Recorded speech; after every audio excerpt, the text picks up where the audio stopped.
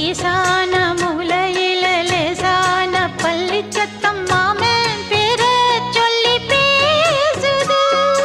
ஆறாத சோகந்தன்ன தீராம சேர்த்து வச்சு ஊரும் சேர்ந்து என்ன ஏசுது.